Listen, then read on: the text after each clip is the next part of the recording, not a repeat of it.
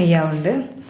அகிலம் கல்விசாலை ஆராய்ச்சி நிறுவனத்தில் இணைந்திருக்கின்ற அனைத்து அன்பிள்ளங்களையும் அன்போடு வரவேற்று நாம் இன்றைய பாடப்பகுதிகள் செல்ல இருக்கிறோம். இன்றைய பாடப்பகுதி துவாபர யுகத்தினுடைய தொடர்ச்சி. அதாவது நேற்றைய பகுதியில் நம்ம எதை பார்த்துருக்கோம் அப்படின்னா, கம்சனுடைய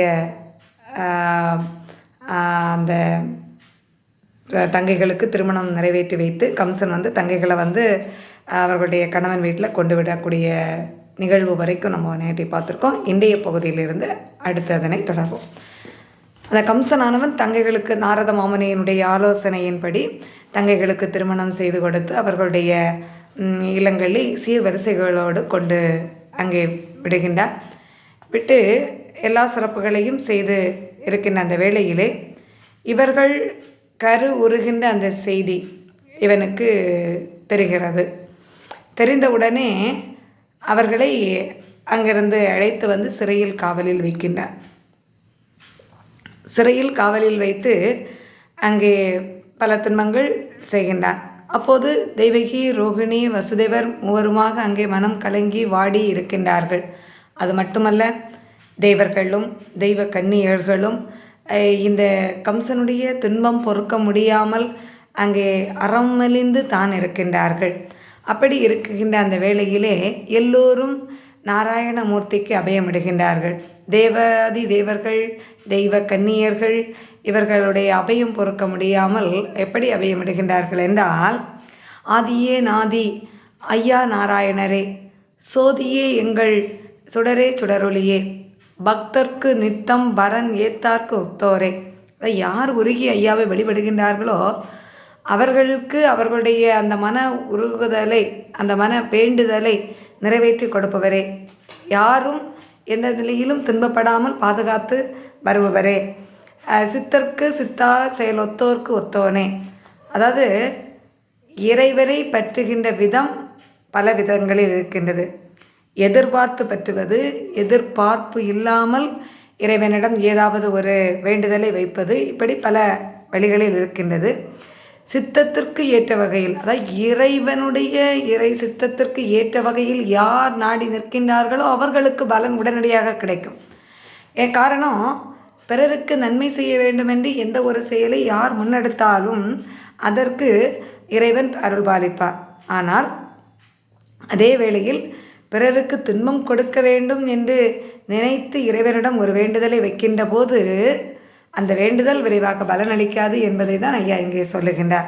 சித்தத்துக்கு ஏற்ற செயல் ஒத்தார்க்கு அங்கே ஐயாவினுடைய நினைப்புக்கு ஏற்ற வகையில் யார் யார் செயல்படுகின்றார்களோ அவர்களுக்கு உடனடியாக பலன் என்ன செய்யும், கிடைக்கும்.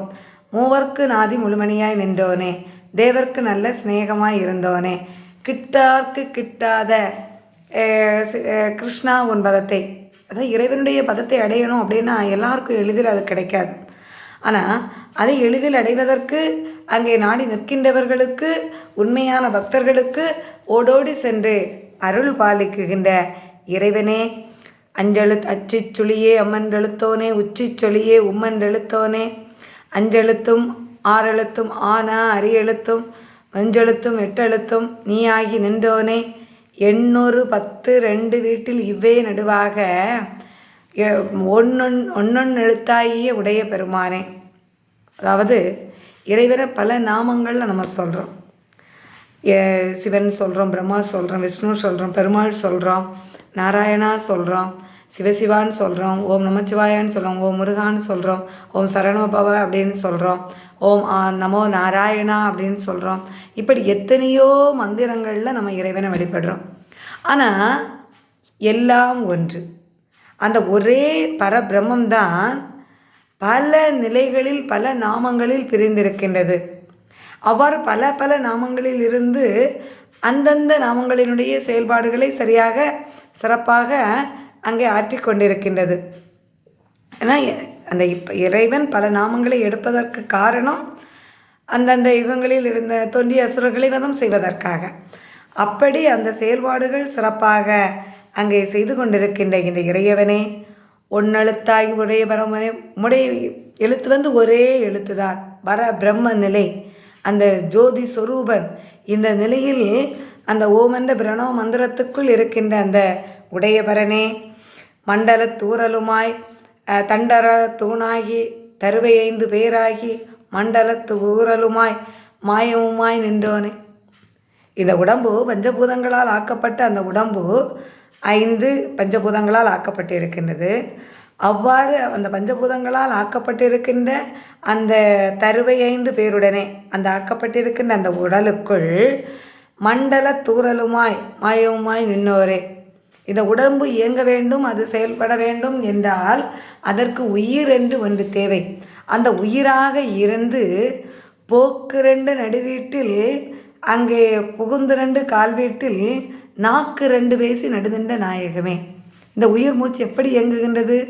நமக்கு இந்த நாசி வழியாக, இந்த 2 மூக்கு வழியாக இடகலை வடகலை என்று சொல்லக்கூடிய, இடகலை வலகலை என்று சொல்லக்கூடிய 2 நிலையில் இயங்கி கொண்டிருக்கின்றது. இப்போ இறைவன் எப்படி இருக்கின்றார்? உயிர் மூச்சாக நமக்குள் இருக்கின்றார். இப்போ உயிர் மூச்சாக இருந்து இயங்கி கொண்டிருக்கின்ற அந்த மண்டலத்து போக்குவரத்து புகுந்து 2 கால் வீட்டில் வடகலை இடகலை என்ற 2 அந்த நாசி வழியாக இயங்கிக் கொண்டு அதன் பிற்பாடு நாக்கு 2 பேசி நடுநின்ற நாயகமே. இப்போது இந்த உயிராக இருக்கக்கூடியது இறைவன், நமக்கு உள்ளாடி இருந்து நம்ம இயக்கக்கூடியது இறைவன். ஆனால் நம்முடைய நாக்கு 2ம் பேசுகின்றது, நன்மையும் பேசுகின்றது, தீமையையும் பேசுகின்றது. அப்போ இங்கே இறைவன் தான் இதை செயல்படுத்துகின்றார், அந்த இறைவன் தான் ஒவ்வொன்றையும் செய்ய வைக்குகின்றார். ஆனால் நாக்கு இருத்தன்மையாக என்ன செய்கின்றது? பேசிக்கொண்டிருக்கின்றது. எதனால்? நம்முடைய கர்ம வினையினால். இந்த கர்ம வினையை அகற்றணும் அப்படின்னா அந்த நாக்கு பேசுவதெல்லாம் என்ன செய்யணும்? ஒரே நிலைக்கு கொண்டு வரணும். ஒரே எப்பொருள் அதான் எதை பேசினாலும் செவ்வென்ற பேச்சாக இருக்க வேண்டும் தான் இங்கே சொல்கிறார். அல்லாய் பகலாய் ஆணாகி பெண்ணாகி இவ்வாறு இருக்கக்கூடிய இந்த உடலுக்குள் ஆண் என்றும் பெண் என்றும் பேதம் இல்லாமல் இறைவன் எல்லாருமே ஒன்று தான், எல்லாருமே ஜீவாத்மாக்கள் தான். அப்போ அந்த உலக பார்வையில் ஆணாகி பெண்ணாகி அங்கே இருக்குகின்ற பெம்மானே, அல்லாய் பகலாய் ஆணாகி பெண்ணாகி எல்லாருக்கும் ஜீவன் ஈழுகின்ற பெருமானே.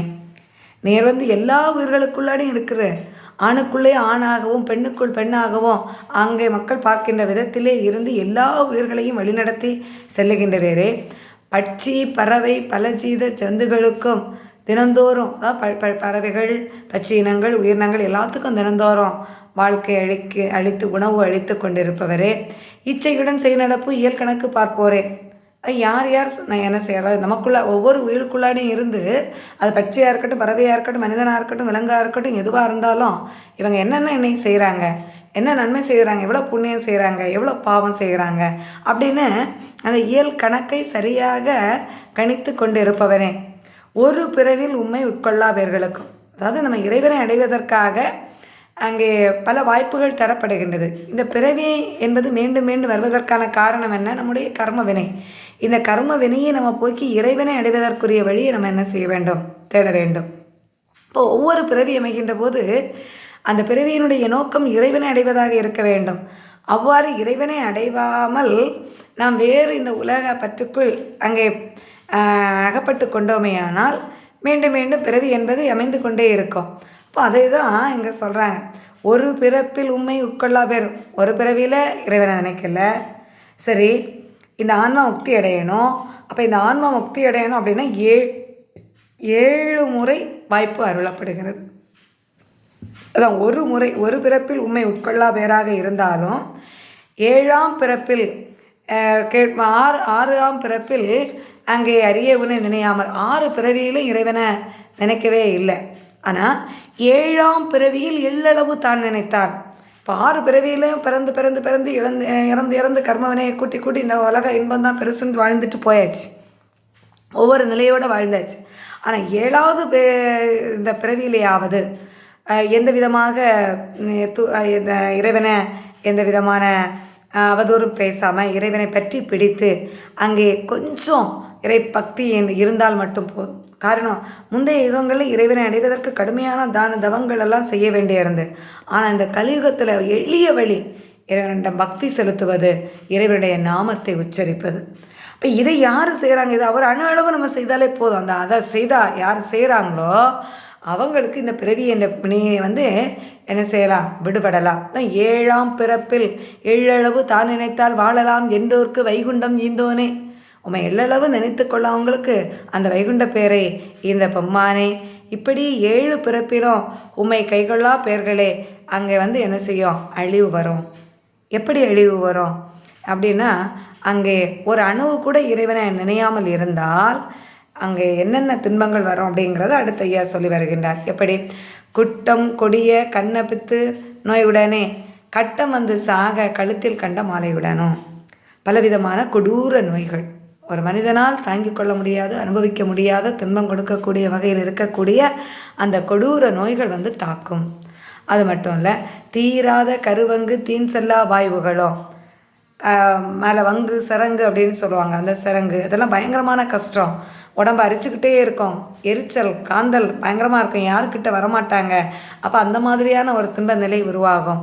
அடுத்து நம்மை அழைத்து செல்லக்கூடிய பல துன்பங்களை தரக்கூடிய வாயு பிரச்சனைகள், பல வகையான வாயு துன்பங்கள். அதுவும் காது கேளாது, கண் குருடாகும், கை கால் மொண்டியாகிவிடும், புத்தியத்து வித்தையத்து பிறப்பொறுப்பு தானுமத்து. அதாவது புத்தி, நல்ல புத்தி அப்படிங்கிறது இருக்காது, எதுலேயுமே நல்ல செய்கைகள் இருக்காது, நல்ல சிந்தனைகள் இருக்காது, நல்ல செயல்பாடுகள் இருக்காது, எல்லாம் அந்த எண்ணமே வராது. அதான் நன்மை செய்வதற்குரிய அந்த நல்ல புத்தியோ சிந்தனையோ எதுவுமே இருக்காது. அவ்வாறு பேருறுப்பும் இல்லாமல் முக்தி கெட்ட, அதாவது அப்போ முக்தி அடைகிறதுக்கு வழியே கிடையாது. மொழிக்கிரிகை தான் பிடித்து பிள்ளையத்து வாழ்வுமத்து பெஞ்சாதி தானுமத்து. அதாவது உறவு முறைகளிலும் அங்கே ஒரு சந்தோஷம் கிடைக்குமா அப்படின்னா அதுவும் கிடைக்காது. இப்போது தள்ளையற்று வேடுமத்து சப்பாடை போலாகி.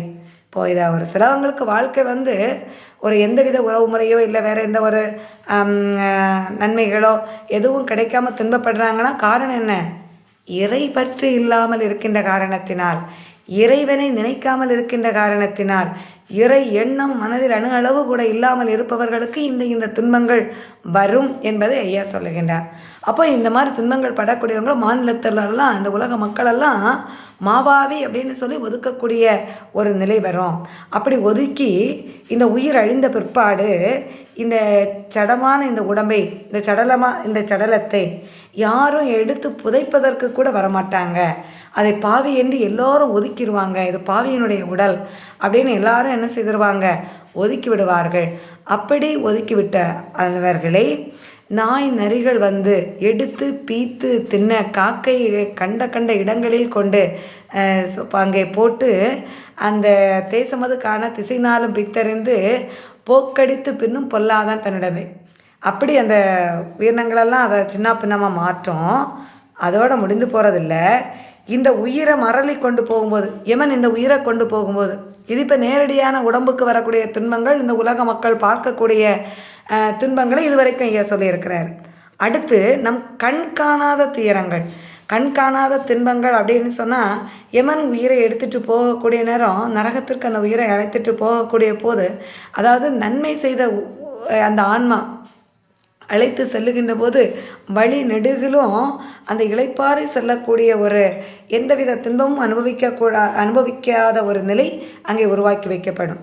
ஆனால் இந்த பல துன்பங்களை செய்து இறைவனை நினைக்காமல் இருக்கின்ற இந்த நரகத்திற்கு தள்ளக்கூடிய அந்த ஆன்மாக்கள் அழைத்து செல்லப்படுகின்ற போது இந்த மரளி கொடு வறட்சி, இதெல்லாம் நம்மளால் கண்ணால் பார்க்க முடியாத செயல்கள், அங்கே என்ன நடக்கும் அப்படிங்கிறது தெரியாத செயல்கள்.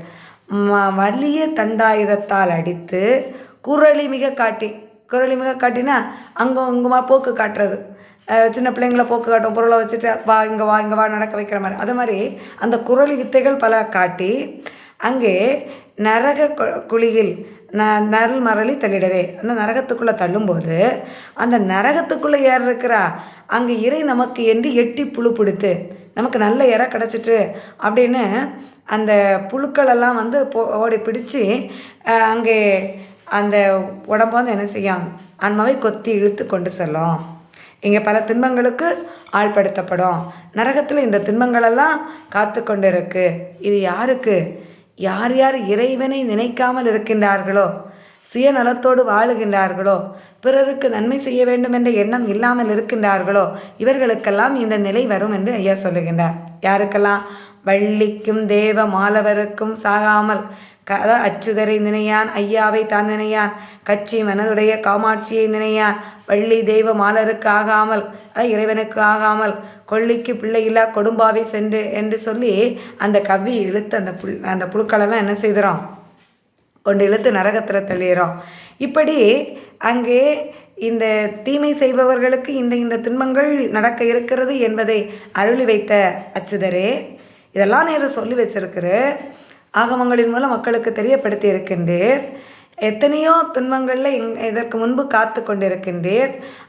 அதாவது ஆயர்பாடியில் இங்கே இந்த உலகம் கீழே விழுந்து விடாத வண்ணம் உம்முடைய கையால் ஒரு விரலால் தாங்கி பிடிப்பவரே, அந்த கடலானது பொங்கி மக்களுக்கு அழிவு செய்துவிடக்கூடாது என்பதற்காக அந்த கடலிலே சென்று காரியமாய் பள்ளி கொண்டிருக்கின்றவரே, மான வரம்பு மகிமை கெட்டு போகுமென்னே ஊனமில்லாதே உறும் பொருளாய் நிற்கின்றவரே, ஜீவனுள்ள செந்துக்கெல்லாம் தினந்தோறும் பசியை அகற்றி அவைகளுக்கெல்லாம் முக்தி அருள்பவர்களவரே, தாவமுடன் ஈகின்ற தர்ம திறவானே, அங்கே வலியோர் எளியோருக்கென்று பாராமல் எல்லோருக்கும் சரிசமமாக தராசு நெறியிலும் துல்லிபமாக இருந்து செங்கோல் செலுத்துபவரே, பாவ புண்ணியமாய் பாராகி நின்றோரே. இந்த உலகம் முழுவதுமாக எங்கும் நிறைந்திருந்து பாவத்தையும் புண்ணியத்தையும் மக்களுக்கு கொடுத்து அந்த பாவமும் புண்ணியமும் தன்னை அண்டாத நிலையில் ஒரு அந்த பிரம்மமற்ற அந்த ஒரு பற்றற்ற நிலையில் நிற்பவரே, கண்ணாகி மூக்கு கருணாகரரானவரே, மண்ணாகி வேத மறையாகி நின்றவரே, மண்ணாக இருப்பவரும் அவர் தான், மறையாக இருப்பவரும் அவர் தான், தூணாக இருப்பதும் அவர் தான், திளங்கி கொண்டிருப்பதும் அவர் தான், சாஸ்திரமும் நீயாய் சந்திரனும் நீயாகி சூத்திரனும் நீயாகி சுழியாகி நின்றோனே, நெற்சைத்திரமாகி நாட்கிரகம் தானாகி இச்சைத்திரமாகி இருக்கின்ற எம்பெருமானே. அதாவது எங்கும் நிறைந்து ஏகமயமாக இருக்கக்கூடிய இறைவனே, மெய்யனுக்கு மெய்யனமாய், அதாவது இந்த பஞ்சபூதங்கள் இறைவன் தான், எங்கும் நிறைந்திருக்கக்கூடிய ஜோதி ஸ்வரூபனாக இருப்பவரும் இறைவன் தான். இப்போ மெய்யனுக்கு மெய்யனாய், யார் மெய்யனாக உண்மையாக இறைவனை பற்றி பிடிக்கின்றார்களோ அவர்களுக்கு மெய்யனாகவும், பொய்யனுக்கு பொய்யனாக, கையா சொல்வார், கள்ளனோடு இருப்பேன் நான் காட்டி கொடுத்துடுவேன், பிடித்தவனோடு இருப்பேன் நான் பிள்ளை போல் ஆக்கிடுவேன். அதான் நம்ம நல்ல செயல்களை செய்தால் இறைவன் நம்மோடு இருந்து அவருடைய பிள்ளையாக ஏற்றுக்கொள்வார். ஆனால் தீமை செய்கின்ற போது அந்த தீமை செய்கின்றதோ ஒரு கள்ளன் திருட போகிறான் அப்படின்னாலும் இறைவன்கிட்ட என்னை காட்டி கொடுத்துடக்கூடாது அப்படின்னு சொல்லிட்டு வேண்டுதல் வைத்து தான் போவான் இல்லையா. அப்போ அந்த கள்ளனுக்கு உள்ளாடி இருக்கக்கூடிய உயிர் யார்? இறைவன் தானே. அதான் ஏன் சொல்கிறார், அந்த கள்ளனுக்குள்ள உயிராக இருக்கிறது நான் தான். கள்ளனுக்கு கள்ளனுமாய், அங்கே நல்லவனுக்கு நல்லனுமாய், மெய்யனுக்கு மெய்யனுமாய், பொய்யனுக்கு பொய்யனுமாய், அங்கேயுமே சூட்சமாகி எங்கும் நிறைந்திருப்போனே, கல்வி தமிழாய் கனபொருளாய் நின்றோனே, செல்வி திதுவாய் செவ்வாகி நின்றோனே, அண்டபிண்டமாகி இந்த உலகமெல்லாம் நிறைந்து இந்த ஒரு அண்ட சராசரங்களை இயக்கி கொண்டு இருப்பதும் யார் தான்? இறைவன் தான் இல்லையா. இப்படி கண்ட இடமும் கண்ணுக்குள்ளான, எந்த இடத்துல போனாலும் எங்கே எதை பார்த்தாலும் அங்கெல்லாம் இறைவனுடைய அம்சம்தான். ஏதோ ஒரு வகையில் அந்த இறைவனுடைய அருளாட்சி அங்கே இருந்து பரிபூரணமாக நடந்து கொண்டு இருக்கோம். அப்படி எங்கு சென்றாலும் உண்மையை நாம் கண்டு கொள்ளலாமே. அவ்வாறு இந்த எங்கும் நிறைந்து ஏகமயமாக நிற்கின்ற இறைவனே ஈசர் கொடுத்த ஏது வரமானார். அதாவது இதற்கு முந்தைய யுகங்களில் அசுரர்கள் எத்தனையோ வரங்களை பெற்றாங்க, எவ்வளவோ வலுவான சக்திகளையெல்லாம் சிவபெருமான்கிட்டேருந்து வரமாக பெற்றாங்க. ஆனால் எப்படிப்பட்ட வரமாக அவங்க பெற்றிருந்தாலும் அவர்களுடைய அந்த வரத்தையெல்லாம் அவர்களுக்கு எதிராக நேர் அவதாரம் எடுத்து அதை அங்கே அழித்தவரே, வேஷமிட்டு வெல்ல மெகுபொருளாய் நின்றவனே. அதை ஈசர் கொடுத்த எந்த வரத்தை என்னாலும் சரி அதை வேஷமிட்டு வெல்ல மெகுபொருளாக நின்றவரே, நடக்க இருக்க நடத்துவதும் நீ அல்லவோ, திடக்க மயக்க செய்வதும் நீ அல்லவோ. எந்த ஒரு செயல் செய்யனாலும் அது உம்மால் தான் இயலும், வேறு யாராலும் அதை செயற்படுத்த முடியாது. அவ்வாறு தன்மை பெற்ற பெருமானே, எண்ண தொலையாது ஏது சுரூபமாகி ஆறும் ஒருவர் அளவிடக்கூடாது. யார் இறைவனுடைய சக்தி இவ்வளவுதான் அப்படின்னு யாராலுமே என்ன செய்ய முடியாது, அளவிட முடியாத ஒரு நிலையில் இருக்கக்கூடியவர் தான் யார்? இறைவன். அவ்வாறு இருக்கக்கூடிய அந்த இறைவனே, இந்த பல நாளும் எங்களுக்கு இந்த கம்சன் செய்யக்கூடிய கொடுமைகளை எங்களால் தாங்க முடியவில்லை, பொறுக்க முடியவில்லை, இந்த கொடுமையை மாற்றுமையா அப்படின்னு சொல்லி எல்லாரும் என்ன செய்கிறாங்க, இவன் எங்களுக்கு தரக்கூடிய இந்த ஊழியங்களை மாற்றோம், எங்களுக்கு அவங்க தரக்கூடிய ஏவல்களை மாற்றோம். அந்த மாபாவியினுடைய எதுவினால் நாங்கள் நாணமது கெட்டு இங்கே நாங்கள் நாடு விட்டு போகிறோங்கான்.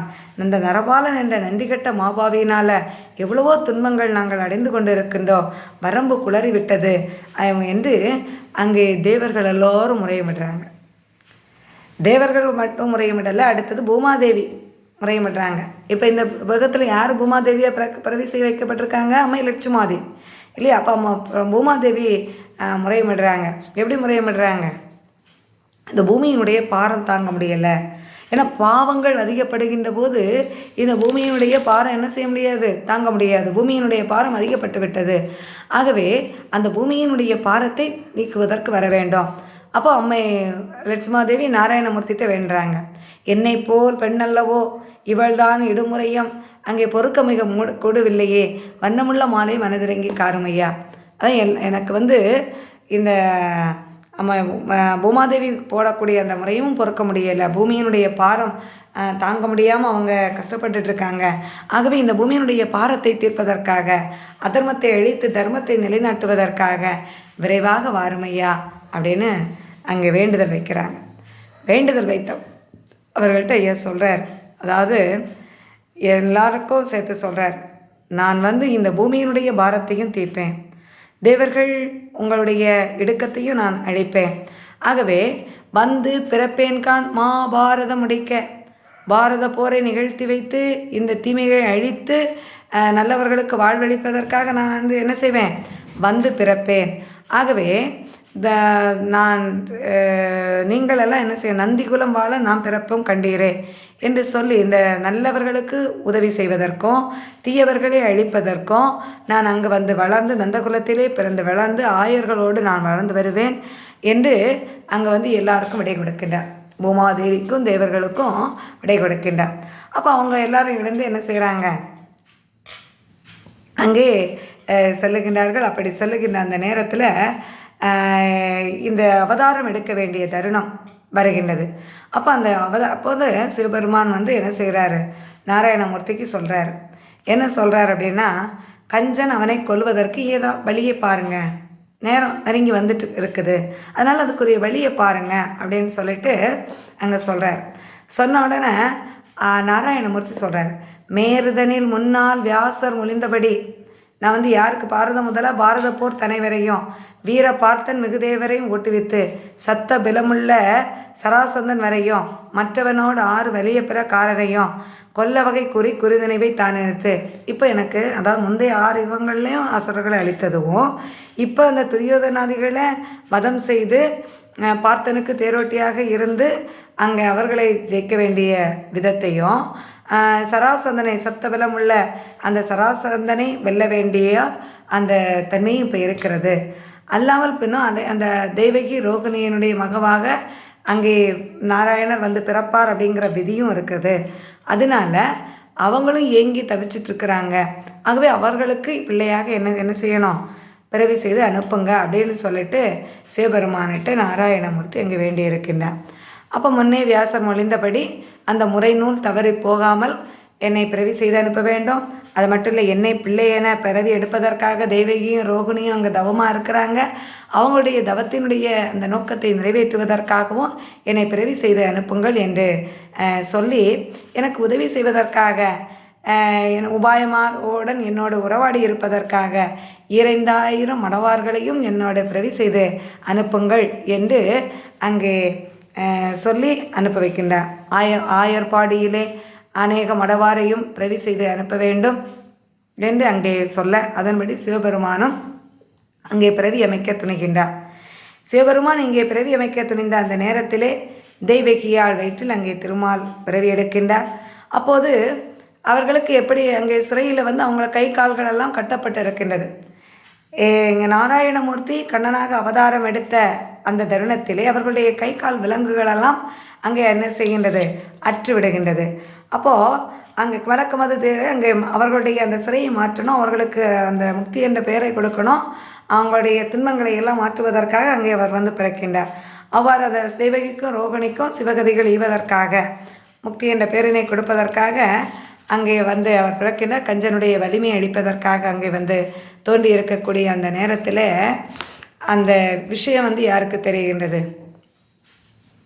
இந்த சிறையிலே காவலாக இருக்கக்கூடிய காவலாளிகளுக்கு அங்கே தெரிகிறது. அதாவது இந்த பிள்ளை பிறக்கக்கூடிய அந்த தருணம், அவர்கள் ஒவ்வொரு குழந்தைகளும் பிறக்கிறதுக்கு முன்னாடி, இதுக்கு முன்னாடி ஒவ்வொரு பிள்ளைங்களையும் அந்த பிறந்தவுடன் அந்த செய்தியை போய் சொல்கிறாங்க.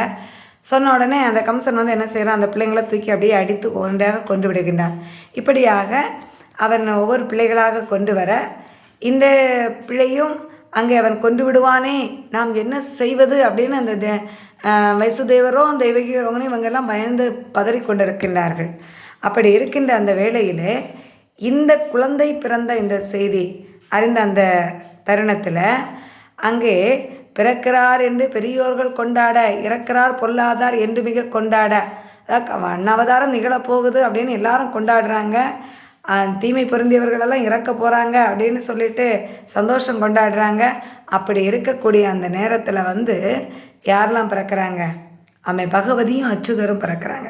எப்படி அப்படின்னா, பழுதில்லா ஆயன் பாவை வயிற்றில் விட்டார். அந்த ரோகிணியின் தேவகியினுடைய வயிற்றில் கண்ணபெருமான் அங்கே அவதரிக்கின்றார். பகவதி பாவை யசோதையினுடைய வயிற்றிலே அங்கே கருவுறுகின்றார். அப்போ 2 பேருக்கும் அந்த குழந்தை பெறக்கூடிய அந்த தருணம் வருகின்றது. இங்கே கண்ணன் அவதாரம் நிகழ்ந்த உடனே அங்கே இப்போ யசோதைக்கும் பகவதி அம்மை பிறக்கிறாங்க. அப்போது அங்கே என்ன சொல்லப்பட 10 மாதம் பாலன் பிறந்த உடனே அந்த சுற்றுமதில் காவல் வைத்த அந்த காவல் வைத்த காவலாளிகள்லாம் தூங்கி விடுறாங்க. அவங்க எல்லாரும் வந்து உறக்கம் வைத்து விட இவங்களுக்கு இந்த குழந்தை பிறந்த நிகழ்வானது தெரியலை. அப்போது அந்த பிள்ளையை தெய்வகியால் பார்க்கிறார்.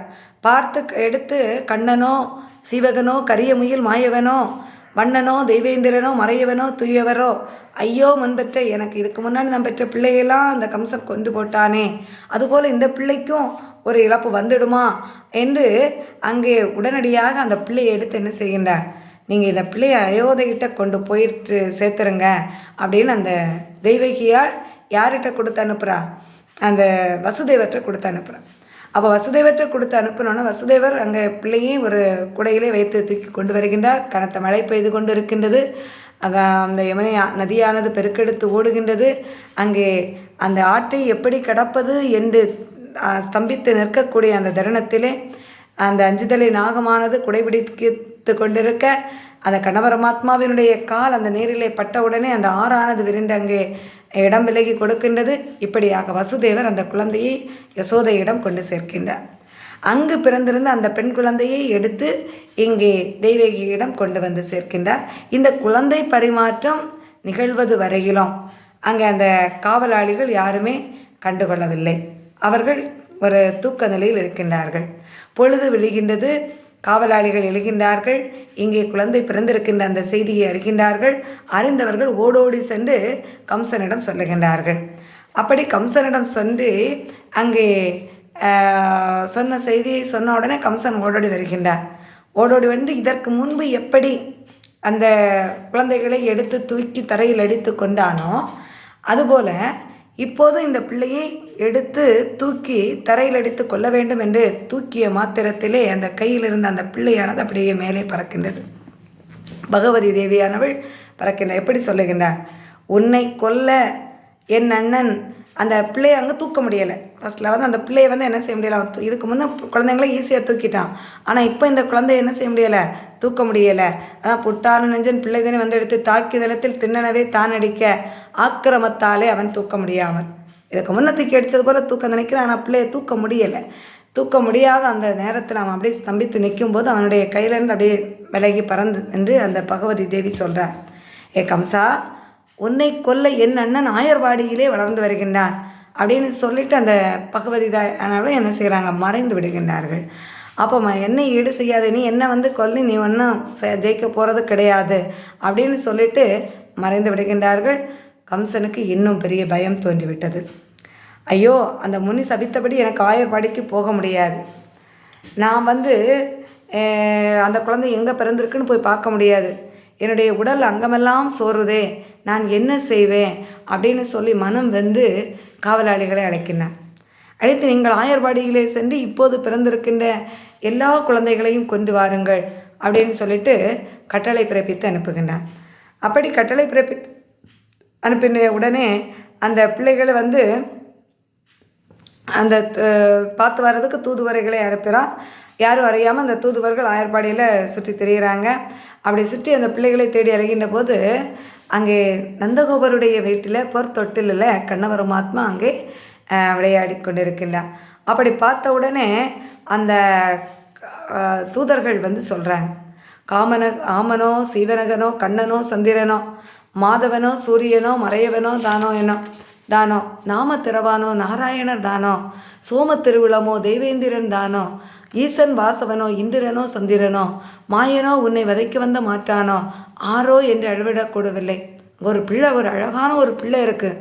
அந்த பிள்ளை எல்லா தெய்வீக அம்சமும் பொருந்தியதாக இருக்குது. இந்த தெய்வத்துடைய அம்சம்தான் அப்படின்னு சொல்ல முடியாத அளவுக்கு அத்தனை தெய்வ அம்சங்களும் அந்த பிள்ளைகிட்ட இருக்குது. அதை பார்த்தா அயோத்தியனுடைய பிள்ளை அப்படின்னு எல்லாரும் சொல்கிறாங்க. ஆனால் அந்த பிள்ளையை பார்க்கும்போது விஷ்ணுவு போல, அந்த முச்சுகோடெல்லாம் விஷ்ணு போல இருக்குது என்று சொல்லி அந்த தூதுவன் வந்து சொல்கிறான். தூதுவன் சொன்ன உடனே இந்த மூச்சரி அப்படிங்கிற முன்சரியும் மூரி அப்படின்னு சொல்லக்கூடிய ஒரு பூதத்தை இந்த கம்சன் வந்து ஏவி விடுறான். அந்த பூதம் வந்து என்ன செய்யுது, அந்த குழந்தையை கொல்ல வருது. ஆனால் கண்ணபரமாத்மா அந்த பூதத்தை என்ன செய்கிறார், கொல்றார். அந்த பூதம் அழிந்த உடனே அடுத்தது வந்து அங்கே வரும்போது ஒரு அரைக்கி, பூதகி அப்படிங்கிற ஒரு அரைக்கியை விடுறான். அந்த அரைக்கி வந்து ஒரு மார்பகத்தில் ஒரு ஒரு பக்கம் நல்ல பழம், ஒரு பக்கம் விஷத்தையும் வச்சுட்டு இந்த குழந்தையை கொன்னுறணும் அப்படின்னு அப்படி வரக்கூடிய நேரத்தில் அங்கே அந்த அவளிடம் இருந்து பாலை குடிப்பது போல அவள் தன்னை நல்ல ஒரு அழகான ஒரு பணிப்பெண்ணாக அலங்காரம் செய்து கொண்டு பிள்ளையை பாதுகாக்கின்றது போல வந்து நின்று அங்கே இருக்கின்ற அந்த வேளையில் அவளிடமிருந்து அந்த பாலை குடிப்பது போல் அவளை உயிரையும் குடித்து உண்மை உருவை அங்கே வழிகாட்டுகின்றார். அந்த அரக்க ரூபத்தை பார்த்தவர்கள் நம்முடைய ஒரு அரக்கி இருக்கின்றார்களா என்று அந்த பிள்ளைக்கு பாதுகாப்பும் அதிகப்படுத்தப்படுகின்றது. இப்படியாக கம்சன் பல தூதர்களை அங்கே அனுப்புகின்றான். எல்லாவற்றிலும் அங்கே தோல்வியை சந்திக்கின்றார். கணபரமாத்மா வளர்ந்து அங்கே விளையாடி திரியக்கூடிய பருவம், பிள்ளைகளோடு நண்பர்களோடு ஆடு மாடுகளை பசுக்களை மேய்த்து கொண்டு திரிகின்ற அந்த சமயம், யமுனை நதிக்கரையிலே விளையாடி கொண்டிருக்கின்ற அந்த நேரத்திலே அந்த கம்சனானவன் பல கொடுமைகளை செய்கின்றான். எப்படியாவது இந்த ஆயர்களுக்கு துன்பம் கொடுப்பது, இந்த கண்ணனை அழிப்பதற்கு பல பல தீமைகளை எல்லாம் ஏவி விடுவது, தீய சக்திகளை ஏவி விடுவது, இப்படி பல பல காரணங்களை அவன் செயல்படுத்தி கொண்டிருக்கின்றான். அப்படி இருக்கின்ற அந்த நேரத்தில் அங்கே நிறைய பேர் வந்து என்ன செய்கிறாங்க, பல தூதுவர்கள் கம்சன் ஒன்று அழைக்கிறா வரணுமா அப்படின்னு சொல்லி அழைச்சிட்டு போகிறது, அங்கே ஏதாவது ஒரு சூழ்ச்சி செய்து கொல்றதுக்கான வழிமுறைகளை செய்கிறது. ஆனால் அத்தனையுமே கணபரமாத்மா வென்று அந்த கம்சனை தோல்வியற செய்கின்றார். இப்படி இருக்கக்கூடிய அந்த நேரத்தில் ஒரு வாட்டி அந்த கம்சன் வந்து ஆளக்கூடிய அந்த கனமதுரைக்கு போகிறார்.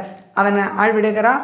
அப்படி அந்த போகிறாரு. அப்படி போகக்கூடிய நேரத்தில் அங்கே அயோத்தியனுடைய மகன் வந்து விட்டான், இங்கே அவனை கொல்ல வேணும் அப்படின்னு சொல்லிட்டு அந்த கோடி கோடியாக படைகளை எல்லாம் திரட்டி கொண்டு கம்சன் அங்கே வந்து நிற்கின்றான். ஆனால் அது எத்தனை வகையான படைகளை அவன் திரட்டி வைத்தானோ அத்தனை படைகளையும் கொண்டு குவித்துவிட்டு அந்த கம்சனிடமிருந்து வெற்றி வாகை சூடி வருகின்றார். அதோடு அந்த கம்சனுடைய படைகளெல்லாம் கட்டழிந்து போன உடனே மேலும் அந்த கம்சனானவன் நேரடியாக வந்து எதிர்க்கின்றான். அதற்கு முன்பாக காளிங்கன் என்ற ஒரு பாம்பை அங்கே ஏவி விடுகின்றான். எல்லாவற்றுக்கும் மேலே இருந்து அதனுடைய தலையிலே நர்த்தனமாடி அதை வதம் செய்கின்றார். விஷத்தை கலக்கின்றார். எப்படி பல பல சூழ்ச்சிகளை செய்கின்றான். அத்தனையிலும் கண்ணபரமாத்மா அங்கே வெற்றியடைகின்றார். இவ்வாறு மாயவனும் கடைசியாக கம்சன் எதிர்க்கின்றான். எதிர்த்து கிருஷ்ண பரமாத்மாவோடு அங்கே போர் நடக்கின்றது. 2 பேரும் ஒருவருக்கொருவர் அங்கே எதிர்த்து போர் புரிந்து அந்த உபாயமிட்டு கஞ்சன் அவனுடைய மார்பிலை ஏறி இருந்து அவனுடைய குடலையெல்லாம் வெஞ்சனத்தால் அங்கே கோபத்தோடு அப்படியே பித்து எரிந்து கஞ்சனை கொன்று அவனுடைய அந்த துன்பத்தை எல்லாம் அங்கே தீர்க்கின்றார். அந்த கம்சனை வதம் செய்கின்றார். அந்த கம்சனை வதம் செய்த பிற்பாடு அவனை அழித்துவிட்டு அந்த மாதா பிதா, அந்த கம்சன் வந்து தன்னுடைய பெற்றோர்களை சிறையில் வைத்திருக்கின்றான். அப்போ அந்த சிறையில் வைத்திருக்கின்ற அந்த பெற்றோர்களுக்கு அங்கே விடுதலை கொடுக்கின்றார். அப்படி விடுதலை கொடுத்துவிட்டு, அதாவது இன்றைக்கும் பிள்ளைகள் பெற்றோர்களை அடைத்து வைக்கின்றார்கள், முதியோர் இல்லங்களுக்கு கொண்டு விடுகின்றார்கள். பெற்றோர்களை பாதுகாப்பது பெரிய பாவம், நேரமில்லை என்ற ஒரு செய்கையோடு பல நடைமுறைகள் செய்து கொண்டிருக்கின்றார்கள். அதாவது மனைவியை கண்டவுடனே பெற்றோர்களை மறந்து பல குடும்பங்களில் பெற்றோர்கள் பாதுகாக்கப்படாமல் அங்கே அழிக்கப்படுகின்றார்கள். அவர்கள் சிறைக்காவலில் எப்படி கம்சன் பெற்றோர்களை சிறைக்காவலில் வைத்திருக்கின்றானோ அதுபோல பெற்றோர்களை எங்கோ ஒரு இடத்தில் அடைத்து வைத்திருக்கின்றார்கள், தனியாக அவர்களை வாழ வைக்கின்றார்கள். இப்படி எத்தனையோ ரூபங்கள் இருக்கின்றன. பெற்றோர்களை பேணாதவர்கள், பெற்றோர்களை பாதுகாக்காதவர்களுக்கு என்ன கேடு வரும் என்பதை எம்பெருமான் இந்த கம்சனுடைய வாழ்க்கையின் மூலம் நமக்கு சொல்லுகின்றார். அதோடு மட்டுமல்ல, இந்த தங்கைகளுக்கு உடன் பிறந்தவர்களுக்கு ஆற்ற வேண்டிய கடமைகளை செய்யாதவர்களுக்கு என்ன என்ன துன்பங்கள் நிகழும் என்பதையும் இங்கே சொல்லுகின்றார். காரணம், ஒருவன் இந்த பூமியில் பிறப்பெடுத்து விட்டான் என்றால் அவன் அத்தனை கடமைகளையும் 32 கடமைகள் அறங்கள் இருக்கின்றது. அந்த அறங்களை சரியாக செவனே செய்ய வேண்டும். அதில் பெற்றோரை பேணி பாதுகாப்பது, உற்றார் உறவினர்களை பாதுகாப்பது, அண்டை ஏழையாரை பாதுகாப்பது, உடன் பிறந்தவர்களை பேணி பாதுகாப்பது, விலங்கினங்களை பாதுகாப்பது, சன்னியாசிகளை பாதுகாப்பது, உயிரினங்களை பாதுகாப்பது, இப்படி பல பல அறங்கள் இருக்கின்றது. அப்படி அந்த அறங்களை எல்லாம் நாம் செய்ய வேண்டும். ஆனால் இந்த அறங்கள் எதையும் செய்யாதவன் கம்சன்.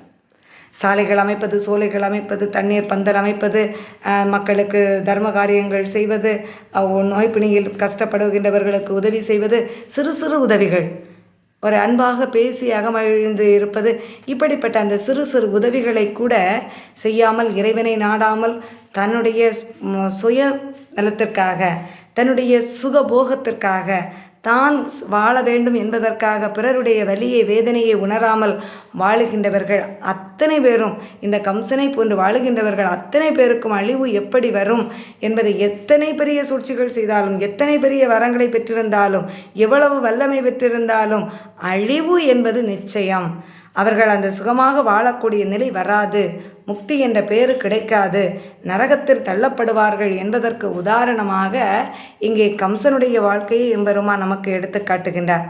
ஒரு குடும்ப வாழ்க்கையில் அங்கே உறவுகளை பேணாதவர்களுடைய நிலை எப்படி இருக்கும் என்பதை கம்சனுடைய வாழ்க்கை மூலம் எடுத்து காட்டுகின்றார். இப்படியாக கம்சனை அழித்து நரகிலே தள்ளி அவருடைய பெற்றோர்களுடைய சிறையை மாற்றி அந்த பெற்றோர் உக்கிரசேனனாகிய அந்த தந்தையிடம் நாட்டை ஒப்படைத்து நீங்கள் நாட்டை ஆட்சி செய்யுங்கள் என்று சொல்லிவிட்டு வருகின்றார். அப்படி வருகின்ற போது அந்த கம்சனுடைய மாமாவாகிய அந்த சக்த பலமுள்ள யார் சராசந்தன் எதிர்க்கின்றார். அப்போ சராசந்தன் எதிர்த்தவுடனே கண்ணவரமாத்மா நினைக்கின்றார், இவன் அதாவது ஒரு போர் புரிய வேண்டுமென்றால் வல்லுவுக்கு, அதாவது சமமான பலம் உடையவர்கள் மோத வேண்டும். ஒரு வலு குறைந்தவனே வலு அதிகமுடையவன் அங்கே மோதினால் அது சரியாக இருக்காது, அது அந்த தர்ம நியதிக்கு புறம்பானது. ஆகவே எம்பெருமான் நினைக்கின்றார், இந்த சராசந்தனம் 7 சப்த பல உடையவன், 7 யானைகளுடைய பலம் உடையவன், இவனை கொல்ல வேண்டுமென்றால் நாம் கொல்வது சரியல்ல, இதற்கு ஏற்ற ஆள் அந்த பீமன் தான், ஆகவே அவனுடைய கையால் தான் இவனை கொல்ல வேண்டும் என்று அவன் எதிர்த்தாலும் அவனை விட்டு விலகி வருகின்றார். அப்போது இப்போ சொல்லுவாங்க, சில காரணத்துக்கு நம்ம அமைதியாக பொறுமையாக போகிறேன், எதிர்க்கிறதுக்கு திராணி இல்லாமல் போகிறாங்க அப்படின்னு சொல்லிட்டு, அப்படி சொன்னாலும் பரவாயில்லை, அதாவது ஒரு தருணம் பார்த்து அங்கே நம்ம என்ன செய்யணும், செயல்படணும் என்பதை இந்த இடத்தில் ஐயா உணர்த்துகின்றார். அப்படி அங்கிருந்து விலகி அவர் வருகின்றார். இவ்வாறு அந்த கணவ அவதாரம் எடுத்திருக்கின்ற அந்த நேரத்திலே, அந்த குழந்தை பருவத்திலே அந்த அவரை கொல்ல வேண்டும் என்று நினைத்து கம்சன் செய்த அத்தனை சூழ்ச்சிகளையும், பூதனை சகடனோடு பின்னுள்ள அரக்கதம்மை சூதனை எல்லாம் கொண்டு சுத்தமாய் மதுரை புக்கி நீதமே இல்லா கஞ்சன் நெஞ்சையும் பிளந்து கொண்டு பூதவன் துவரையும் பதியில், அதாவது இங்கே கம்சனை அழித்து தீமைகளை எல்லாம் அழித்து துவரையும் பதியில் அமர்ந்திருக்கின்றார். அதன் பிற்பாடு அடுத்து என்ன நிகழ இருக்கின்றது, துரியோதனாதிகளை எவ்வாறு வதம் செய்கின்றார், அங்கு எம்பெருமான் எவ்வாறு செயலாற்றுகின்றார் என்ப விவரங்களை நாம் அடுத்த பகுதியில் பார்ப்போம். ஐயா உண்டு.